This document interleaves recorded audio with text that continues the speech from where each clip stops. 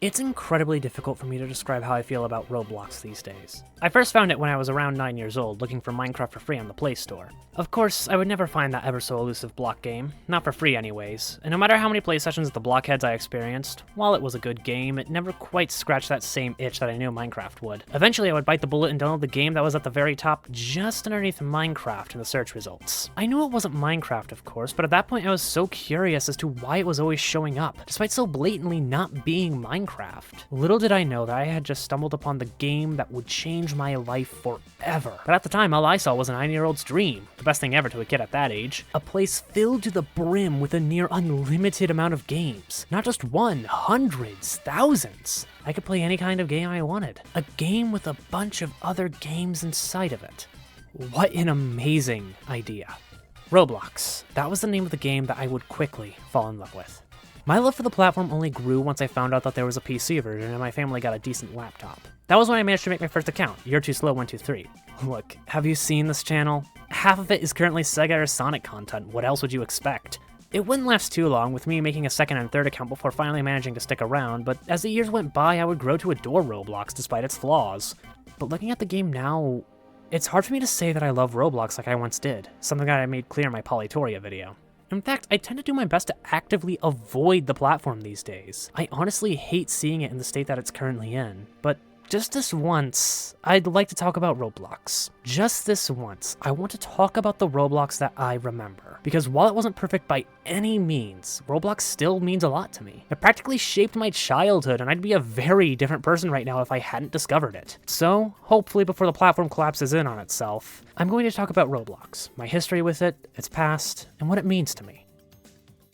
For the people who touch grass, something I don't often do myself on account of that being physically impossible where I live, Roblox is a massive platform that got its start back around the mid-2000s with two people, David Baszucki and the late great Eric Cassell, serving as the platform's founder and co-founder respectively. The businessman visionary duo, inspired by their previous work on a physics simulation program titled Interactive Physics, would create Roblox after noticing that people were using interactive physics for fun rather than for learning. Make it 3D, let people create and share games with it, slap a scripting API on top based on the Lua programming language, and you got yourself the early days of Roblox in the making. Games by kids, for kids, teaching other kids how to make games. That was the original plan. There was a bit more to it than that, of course, Robloxian lore and avatar customization as a couple of examples, but this would all eventually culminate into a platform with a dedicated community behind it for around 2 decades now. It didn't explode overnight, but the platform would reach around 100,000 registered users by 2007, roughly 1 year after the then budding platform's full release, its growth slowing down 2 years later after Roblox had crossed the 1 million users line. As time had gone on, Roblox had grown bigger and bigger, its goals also changing. It went from a small platform with the goal to teach children how to make games to a potential career path for young game developers. In some cases, entire teams would have their livelihood based around making games and assets for the site. Most of these developers weren't even truly affiliated with Roblox's upper management. They were just some user who knew how to make something using the engine. And all of that brings me to Roblox in 2015.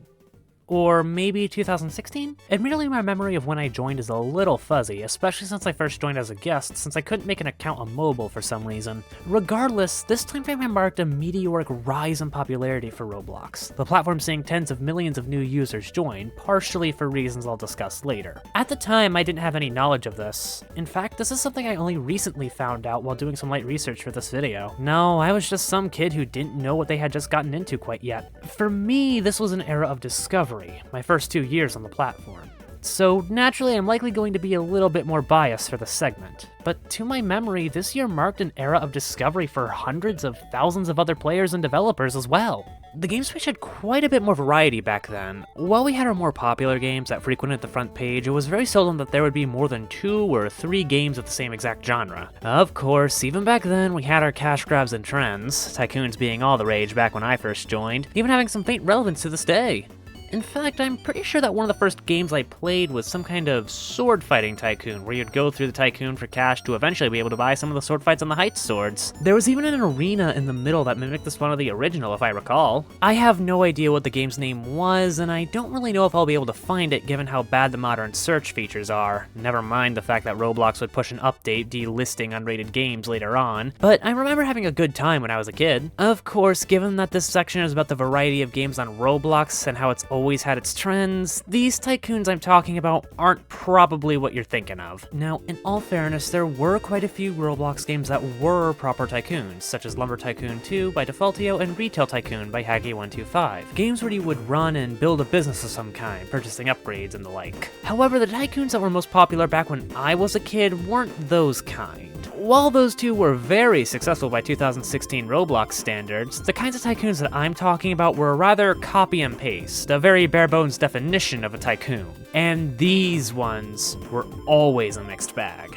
These kinds of tycoons are the ones that have gained a sort of cultural status when it comes to Roblox games. A bunch of buttons on the ground that listed prices that you would have to step on, a basic dropper with a different coat of paint that the developer felt like going the extra mile that day, and a bunch of gears that were used to fight other players. And of course, the cherry on top was... Wait, no, one more detail. Really, these kinds of tycoons would fall into one of two categories. You had the tycoons like two-player Wizard Tycoon by the Fermi Paradox, which did a really good job at sticking to the wizard theme. Players building up a castle and getting special stabs for combat and broomsticks to fly on, the kind of game that could really only get popular around this time. Then you had the typical copy and paste tycoons. You probably know what I'm talking about. Ads placed all over the screen to get you to spend as much Robux as possible with gameplay that is somehow more shallow than your typical Roblox tycoon. As critical as I'm being on these, with their usually shallow gameplay and their almost copy and paste nature, I'd be lying if I said that I didn't still sort of get a kick out of them. They're incremental games, not too far off from the likes of Cookie Clicker. Probably some kid's first project too. I mean, there were 1,000,001 tycoon free models in the market that people could use after all. It could be as simple as a drag and drop when you get down to it. Get a tycoon kit, combine it with a bunch of gears found in the Roblox catalog, and you're pretty much done. However, while these kinds of games were fairly popular, they weren't quite the only games on the front page, at least not to my memory. There were the likes of Prison Escape, Arcane Adventures, Super Bomb Survival, Survive the Disasters, Apocalypse Rising, all kinds of games of different genres and player bases. At this point in time, games that were pretty much the same were a rarity, save for copy and paste tycoons and maybe some obbies, obstacle courses for those unfamiliar. You'd think that it would be the other way around, considering how much worse the Roblox engine was at the time. However, if my memory is serving me correctly and my bias is as in check as I hope it is, then this was more or less the case. Though that could have also just been the fact that I was a kid too. As I said, this was an era of discovery for me and millions of others, and there were certain facets of the site, such as the game development portion and social aspect, that I didn't really participate in much either. However, considering just how much the user count spiked in 2016, I'm willing to bet that Roblox devs were throwing a lot more at the wall to see what would stick. I mean, this was also one of the last moments in time that something as simple as an obby with fairly limited scripting and mechanics could get up on the front page after all. And I feel like this variety, the age I joined, and the fact that there were so many other new players joining around the same time all contributed to the fact that I saw Roblox as a site of wonder, something that would continue in 2017,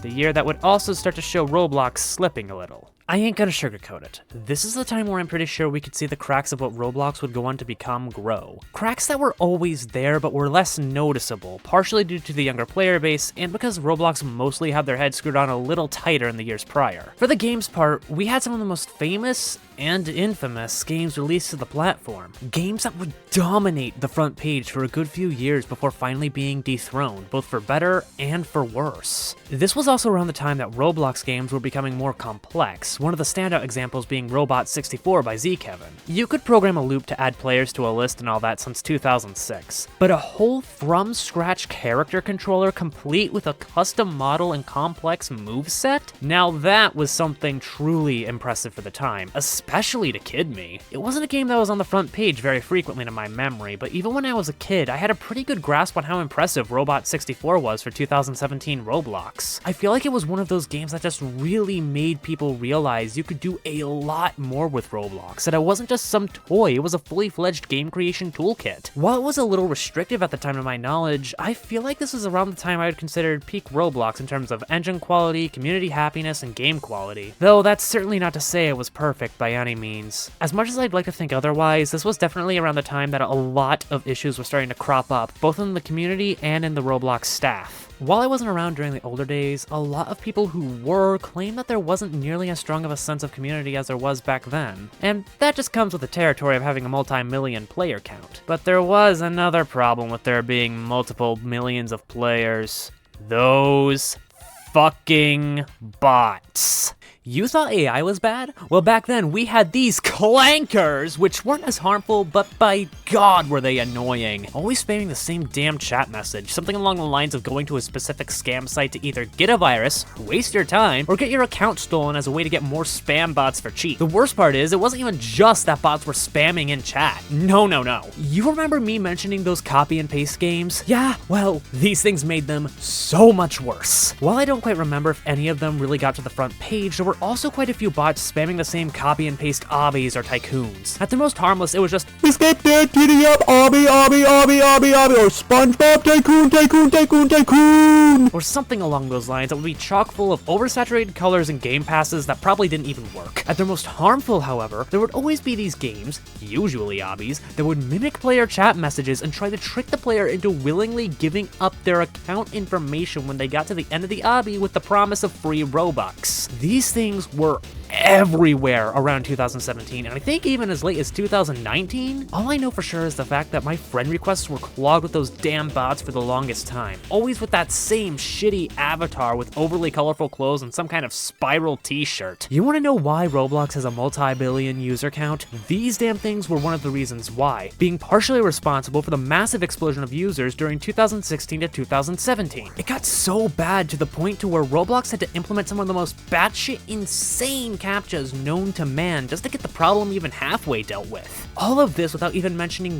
one of the most defining aspects of this time period, that god-awful chat filter. See, with Roblox picking up some massive steam, it was only a matter of time before the news would do what it did best around the mid to late 2010s to make it seem like Roblox was nothing more than an online sex dungeon. They did this by using out-of-context clips of exploiters doing some horrendous shit. Now, the natural response would be to tighten down client-sided security, which they would eventually do, thankfully, but they didn't do that right away, something that would go on to become a trend with Roblox, waiting until the pot boils over before actually lowering the temperature. No, instead Roblox decided to do the band-aid solution and making the perfectly fine chat filter 1,000 times worse, censoring anything and everything possible to make it look like they did something when in reality they had done nothing to solve the root problem. The filter would get a little bit better as time went on, roughly about a year or two after the change, but for that moment in time it was a total nightmare to use chat. All kinds of bypasses had to be made for even some of the most basic sentences, with false bans being handed out. One of which going down in particular infamy when Flamingo, a popular Roblox YouTuber, would get banned for saying something as simple as yes in all lowercase. And speaking of particular infamy, I'd also like to point out that while the moderation might have been a little better then, it was certainly far from being anywhere close to perfect. Even back then, we had people complaining about how terrible the moderation was. At least then, it had a fraction of an excuse, considering Roblox, while massive, wasn't quite a tech giant yet. Even so, for a platform that was mostly targeted towards children, especially at the time, you'd think that Roblox would be taking issues like this far more seriously than they were. And about now, I'm sure you're wondering why I'd consider this era of Roblox damn near peak Roblox, despite the fact that I've been dogging on it for a while now. While the community clearly had frustrations at the time, the overall consensus for Roblox was that it was still alright at the end of the day. The engine's tools were pretty solid, games were getting more layered and interesting for Roblox standards, people were beginning to push what you could do with the engine, and well, I'd really only call this peak Roblox in hindsight too. Believe you me, 2017 was not the best year for the Roblox community. But this was also back when the biggest drama was something along the lines of, they changed the logo to a Cheez-It and I don't like it. I mean, while the old logo was iconic and in my opinion inarguably better, this was sort of a nothing change in the long run. Though I can see how this was something of an omen for things to come in hindsight, especially considering an incident that happened earlier in 2017 that had caused community uproar. And if you were around during this point in time, I'm pretty sure you already know what I'm going to be talking about. Every year, Roblox hosts an event called Roblox Developer Conference, RDC for short. It's just a quick show meant to showcase upcoming features for developers.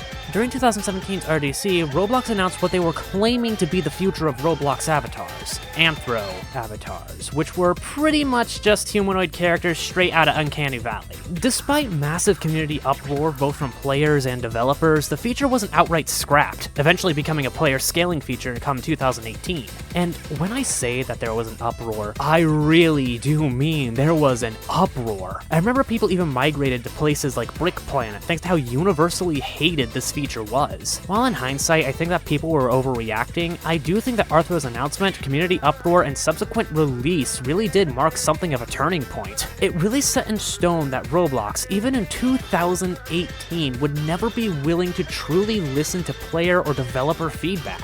They had their own goals in mind, something that would all come to a head around 2021. And it would have just been one thing if Roblox had created it, advertised, and moved on. But that's the thing, it didn't quite stop at, "Hey Robloxians, check out this cool new feature that lets you make your avatar thinner, thicker, shorter, and taller. Ain't that the coolest? We're gonna go back to making our site even more awesome now. Have fun!" No.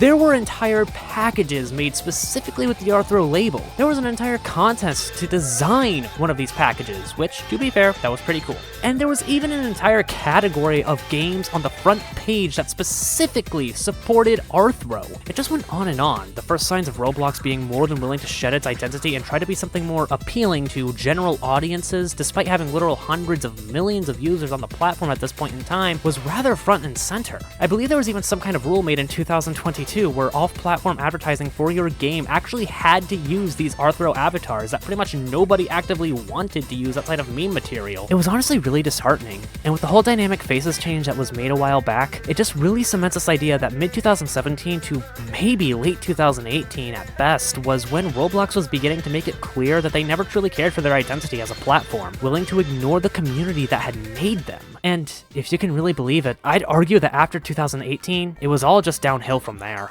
While there were good features released, such as user-generated content, or UGC for short, the potential said features had would quickly be squandered by Roblox's poor execution. In UGC's case, things actually started out pretty level-headed. It was briefly demoed in late 2019 and highly regulated. It couldn't just be any schmuck uploading fully modeled hats and accessories at the time. There was a whole process involved to make sure that there was some semblance of quality among these new items. Most of the time, anyways. Restrictions would loosen up as time went on, only a pinch though. People could apply to be part of the UGC program with everything going fairly smoothly, all things considered. Items were typically fairly high quality and unique, there were very rarely duplicates, and on the off chance that some thief managed to get into the program, they were dealt with relatively quickly once they were caught. But as time went on, Roblox would begin to slip even more. They had eventually stopped really caring about properly moderating the program, letting a couple of bots do all the moderation for them. It was only really made worse by the fact that Roblox had the brilliant idea of letting any schmuck willing to give up their ID upload UGC, thus opening the floodgates to all kinds of degenerates. It was also around this point in time that I was really starting to struggle to find games I was actively interested in. I'd always wind up finding the odd game that would interest me, getting into Sword Fights on the Heights 4, Block 8, Retro Studio, Elemental Battlegrounds, etc. But this was also around the time I think Roblox's discovery was starting to cave in a little. This was something that I was noticing as far back as 2017, actually. Every day, Jailbreak would be on the front page, followed up by Meep City or Adopt Me, none of which particularly interested me. But then there were some of the most bottom-of-the-barrel games on the market.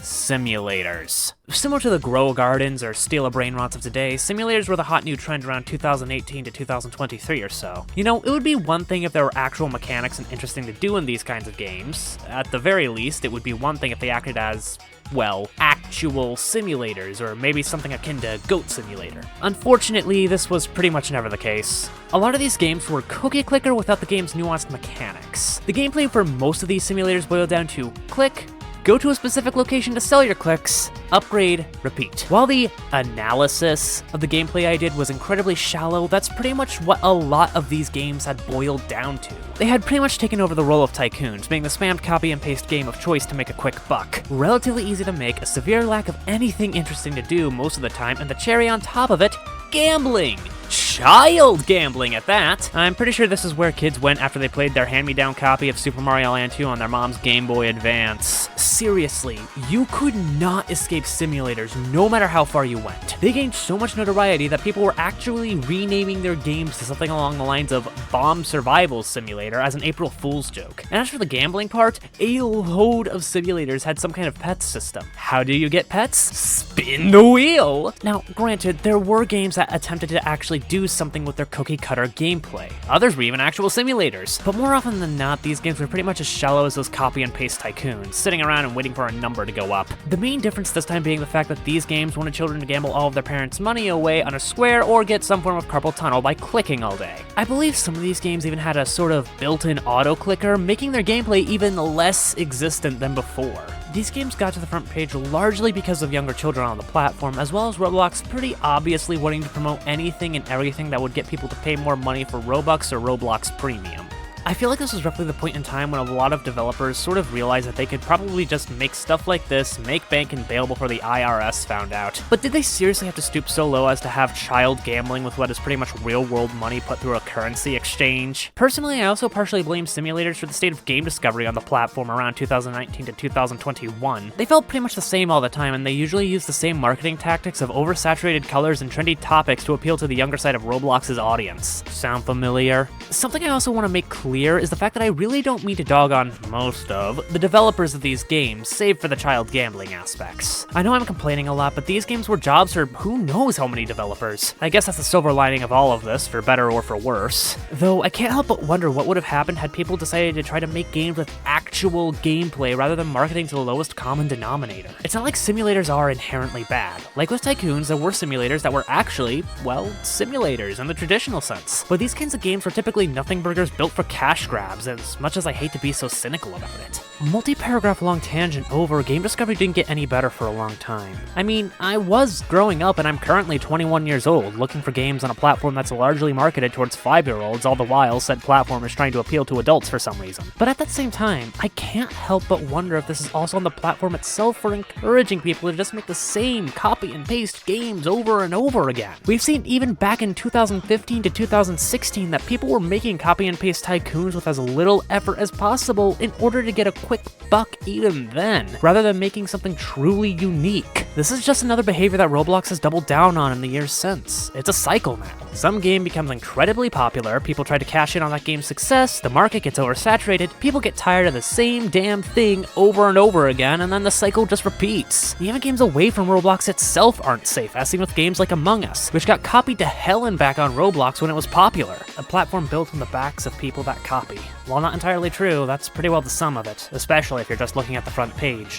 While I understand that recreations of games are fine when you're learning, it shouldn't just be copies of popular games or IP infringement on the front page. I've seen games even before the engine had gone to insane heights that really stood out to me. Arcane Adventures, its sequel, Arcane Odyssey, Super Bomb Survival, Robot 64, Elemental Battlegrounds, Visteria, Cube Cavern, Ramona, Super Cube Cavern, Decaying Winter, and so many other games that, as far as I am aware, are original to the Roblox platform and are all downright amazing. And there's even more that I have yet to really experience, such as Polyhex's latest platformer, Find Everything. Roblox really had potential here. I mean, one of the most standout examples of this is Retro Studio, a whole-ass Roblox emulator made inside of Roblox, complete with an entire block coding engine where you can make your own classic games from 2009 to 2015, complete with that respective time period's limitations. Oh, sorry, I just got bored and decided to boot up a first-person shooter. Is what I would say if I weren't still playing Roblox right now. This is Frontlines. It made some serious noise when it originally released around 2020, and it is hands down one of the best looking games on this damn platform. Engine-wise, I am convinced that Roblox is currently at its absolute peak, save for their latest AI slop integration. And yet, Roblox chooses to squander all of that. How? In 2021, Roblox officially went public on the stock market. They were taking money from investors who were interested in the new buzzword at the time, the metaverse or whatever. They were now only really concerned with the little line and making sure that it was going up at all costs. That meant adding all kinds of shit that didn't fit the platform. At first it wasn't all that intrusive, just a couple of shitty marketing changes. But over the course of 4 years, things just got worse. Official events were scrapped and then revived for investor appeal and dressed as if it was for the player base. Those said events would go down as some of the worst in Roblox history, too. The platform would loosen its restrictions, trying to market itself with the goal of reimagining the way people come together to fit the metaverse branding. There were honestly awful announcements, like the CEO, David Baszucki, literally saying that he wanted to add dating to the platform, one that has been primarily filled with children since its inception. A platform that has had predators and obscene content running rampant for years, thanks to its increasingly terrible moderation. All of this coming to a head when an actual fucking predator was invited to an egg hunt, one of the biggest events of the year, and wasn't properly dealt with even after massive community uproar that lasted 3 months. Meanwhile, Schlepp, someone who would catch predators and turn them into the police, was dealt with nigh instantaneously, being sent a lawsuit from Roblox. After that, I couldn't look at Roblox the same way ever again. The willingness to just neglect user safety and then act like they were some kind of bastion for creativity and child safety. After all of the half-assed attempts at scaling their moderation with even more robots and crossing a damn line by adding facial and ID scans for age verification, I wasn't going to put up with it anymore. And so, we loop back around to the beginning of this video. I've had a particularly hard time putting my feelings into words, and I wouldn't be surprised if this video felt a little bit scattered as a result. There's a lot of stuff that I didn't even cover myself, stuff that has plagued the platform for years, partially because this was supposed to be something of a retrospective, but has wound up turning into a rant. I don't have much else to say on Roblox's downfall. It was all seeded years ago, possibly even before I joined the platform. From the smaller issues like game discovery being notoriously difficult, all the way up to the neglect for user safety. Looking at it now, I just miss the Roblox I remember. Rough around the edges, but still maintaining boundless potential. That game that had a bunch of other games inside of it. I'll never say that old Roblox was perfect. I find that very notion to be short-sighted and honestly nostalgia blind. Roblox has always had its flaws, it's always had its cracks, and I've always had my grievances with it. But I'd sure as hell take it over the Roblox of today any day of the week. The Roblox that forces users to pay up in order to even post their games. The Roblox that traps you in their ecosystem, in their engine. The Roblox that is willing to pay their developers a fraction of what they actually make. The Roblox that is more than willing to defend the predators on the platform. The very ones they see as, quote, an opportunity. The Roblox that purposefully segregates their players with a shitty facial scan that's bypassable by fucking Gmod. Collecting personal information from little kids while claiming they're keeping their shit stain of a platform safe. Roblox really did mean a lot to me when I was a kid. Even now it means a lot to me. I remember sitting up in my bed when I was 12, really thinking that I had a chance to learn how to make games thanks to Roblox. I would go through tutorial after tutorial, not totally getting what I was doing, but that didn't stop me. It was that stubbornness that would eventually teach me the basics of Lua.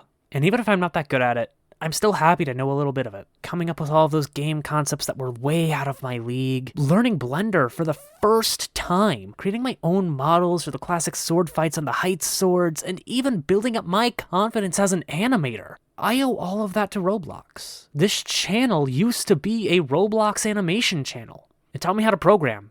It taught me how to model. It taught me how to animate. It taught me how to be a game developer. My love for the platform has gone so far as to even try to sort of make comics and characters based off of it, something that would be repeated with Polytoria later. I love Roblox. The Roblox where I could be just about anything I could imagine. The Roblox where I could survive the most nonsensical disasters and go on insane adventures. The Roblox whose community taught me how to code, how to be a developer. The Roblox that let me create just about anything I could think of. So what was Roblox to me? Well, it's simple. It was the platform that for me and so many others was powering imagination. Thanks for everything, Roblox. It was one hell of a ride, but this is where I leave. After everything that's gone on, I don't intend on touching Roblox again.